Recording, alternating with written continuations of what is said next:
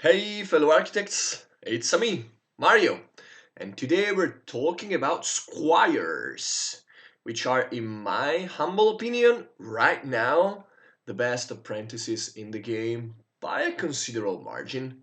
First off, I have a big mouse cursor this time. I got a feedback in one of my last videos that it was not easy to track what I was referring to on the screen, so that's why we have this weird big yellow cursor. So, back onto Squires. Squires are incredibly good in my opinion, and the reason is actually pretty simple. Their face value is incredible. Let's talk about the two virtue Squire, which is in my opinion probably the strongest one out of the three of them. There are three kinds of Squires. Virtue Squires, which gives you two virtue each time the black market resets, and the Gold Squire and the Marble Squire. They're all pretty good. The Virtue Squire is, in my opinion, the strongest one as far as raw power is concerned. Of course, there's also always a caveat. Squires are the best apprentices in the game on average. It doesn't mean that in all game they are going to overperform. It doesn't mean that other apprentices like the debt collector cannot overperform them. But Squires have just a very strong, very good, very valuable face value. So this guy is going to give you 5 virtue for sure, and probably 7 and sometimes even 9. It depends on how many times the black marker resets, but I think on an average game it resets at least one time, which makes it for 7 virtue for this guy. And all of that at a very low cost, in my opinion at least, very low cost, to just getting your guys back from the guardhouse when they get captured, and just be very careful about when the black market is gonna trigger. That's something that I found very easy to play around in my games, which is why I think the Squires are so good. They are going to give you either, like, again, 7 virtue probably, at least 5, but probably 7 or 9 virtue, and at least 2 gold, but probably 3 or even 4, and the same goes for marble. Plus the 1 starting virtue, which is very good. Let's talk real quick about the virtue track. Real quick. I won't delve too deep into it. Probably we'll discuss it a bit more when I will be talking about buildings in the future, if I'll be talking about buildings in the future. But the virtue track basically works like this. If you're in one of the middle spots, 6, 7, 8, 9, then it's alright to play cards that are going to lose you virtue because you don't actually lose points because of it. While if you gain virtue, you really want to be either very low on the virtue track, so you gain points out of them, or quite high on it. Actually, very high is even better because you're going to gain points out of it. So, in the middle for cards that lose you virtue, and on one of the extremes if you want to gain virtue.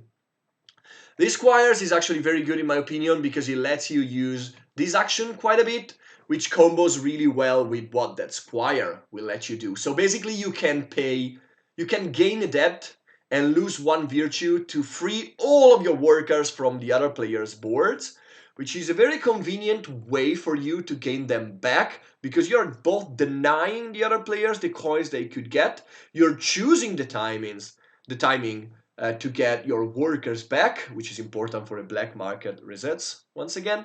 And it's also very good because most of the time with this little guy here, you can reach the top of the track and even exceed it so that you can destroy the debt or debts that you got out of it. So it's just all around a very good card.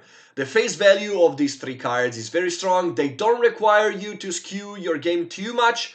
Basically, yeah, you have to ignore the black market, and the black market, mind you, is very good and very strong most of the time. But in fast games, it doesn't matter because this guy will give you a lot of resources or a lot of points for a very little investment at the start of the game, and they don't require you to change your overall game plan too much.